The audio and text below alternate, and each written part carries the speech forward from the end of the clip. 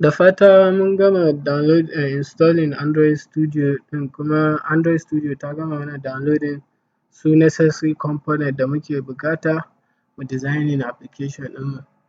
So abin da za mu yi yanzu, za mu yi creating new project. In first time ɗinka ne ka yi installing Android Studio, bai zai kawo ka a yi wannan pagin ba, amma zai nuna ma kamar wani Windows haka, za ka ga option da yawa ciki. Cikin option ɗin na farko za ka ga create new Android Studio project, ka danna kan shi. So amma in already kana da Android Studio already, za ka iya je cikin file, a nan file menu sai ka shiga new, sai ka shiga new project, zai kawo ka the same place like this. So from here za mu zaɓa activity ɗin project ɗinmu. Shi activity ɗin nan kamar feji ne a cikin application ɗinmu. Misali application ɗinmu zai iya zamanto yana da feji da yawa. Misali kamar wannan application ɗin, kun ga ga login page, ga sign up page, kuma bayan mun yi login ma za mu iya ganin wasu feji kuma. So activity shi kamar feji ne a application ɗinmu tare da abubuwa da za mu iya harka da su cikin application ɗin. Misali kamar text box da za mu iya rubuta phone number ɗinmu nan, wannan password field da za mu iya taɓa password field ɗinmu, da button da za mu iya danna mu yi login, da wasu abubuwa dai da like fejin Android application zai iya zamanto. So from here za mu selecting empty activity, sai mu danna next. So bayan mun danna next zai kawo mana wannan form ɗin nan. So name of application za mu iya bar shi by default, tunda ko mu canza shi let's say hello world. Sai package name ɗin nan,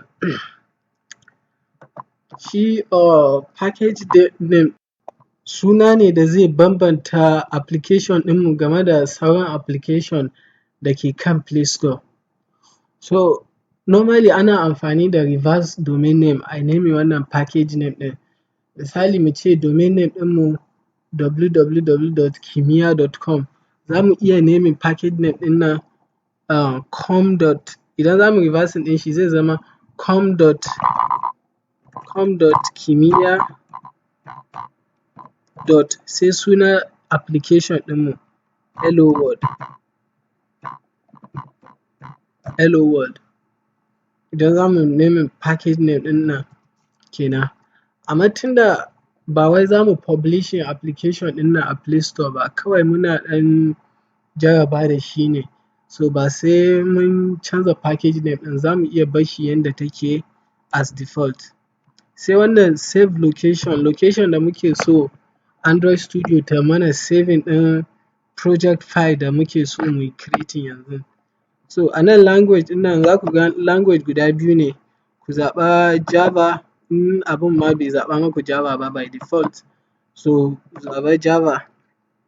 Sai nan wajen minimum SDK mu zaɓa, normally by default za ku ga 4.2 take nunawa, amma mu zaɓa 4.0.3. Wannan shi ne zai mana targeting 100% mutane da ke amfani da Android device. Duk application da muka yi designing zai targeting duk kowa da ke amfani da Android device. Sai kuma mu zaɓa use legacy Android support library ɗin nan, and lastly sai mu danna finish. So za mu ɗan jira kaɗan sai kafin ya generating mana project files ɗin. Yawwa ta gama loading, yanzu za mu ɗan jira kaɗan. Gradle ɗin nan akwai wani abu da ake kira Gradle, za mu magana kan shi an jima gaba kaɗan ta gama mana configuration ɗin file ɗinmu da sauransu.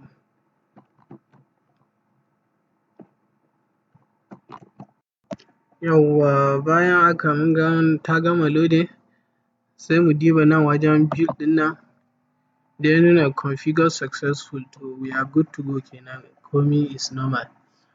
So abinda za mu yi yanzu, za mu yi creating Android virtual device. Wannan virtual device ɗin nan kaman Android device ne amma yana kan kwamfuta ɗinmu, da shi za mu ta testing duk application da muna designing. Misali kaman wannan application da na nuna muku ɗazu, kaman wannan abun entirely Android virtual device ne. So bayan mun design application da shi za mu ta running, mu ta testing application ɗinmu.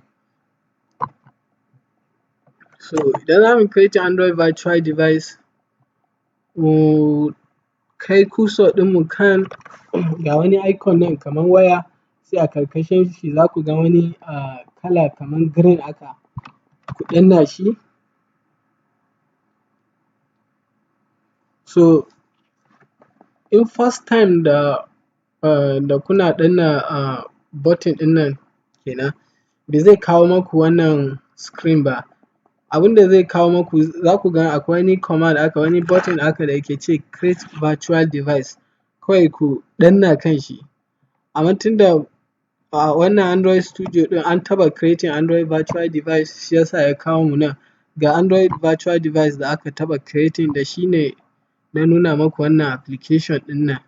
So yanzu za mu sake creating wani, zan nuna maku step da za mu creating wani. Nan za mu yi clicking create virtual device.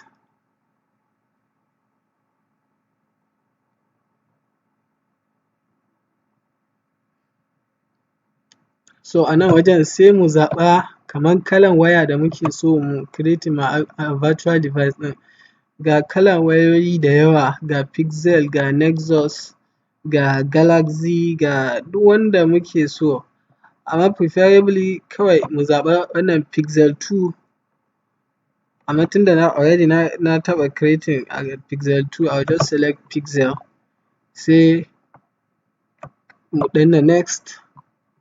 So bayan mun danna next wajen, nan wajen zai nuna mamu su system image file da za mu using ma wancan waya da muka zaɓa, kaman like operating system da muke so ya running cikin virtual device da muka zaɓa, shi ne image file ɗin.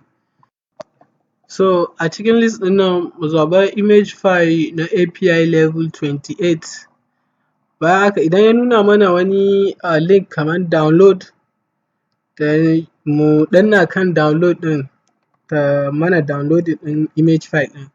So bayan haka sai mu danna next. After next, nan wajen za mu iya renaming ɗin AVD ɗinmu, Android virtual device ɗinmu. Amma if we are okay da sunan Pixel API 28, fine and good, sai mu danna finish. So bayan mun danna wannan finish ɗin nan, sai za mu ɗan jira ɗan lokaci kaɗan ta mana creating ɗin Android virtual device ɗinmu. So already ina da virtual device, so ba sai na sake creating wani ba. So the next thing yanzun abinda za mu yi, we will just run our hello world application kan Android virtual device ɗinmu da muka yi creating. Idan za mu running, za mu kai cursor ɗinmu wajen nan, wannan play button ɗin nan, sai mu danna kan shi. So ga shi application ɗinmu ta fara ta fara running dai. So after some time za mu ga application ɗinmu zai displaying akan wannan Android virtual device ɗin nan.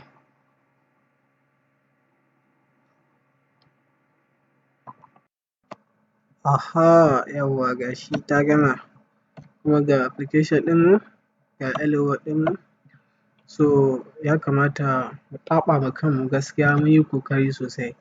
So bayan haka za mu haɗu a next class ɗinmu, mu ci gaba daga nan.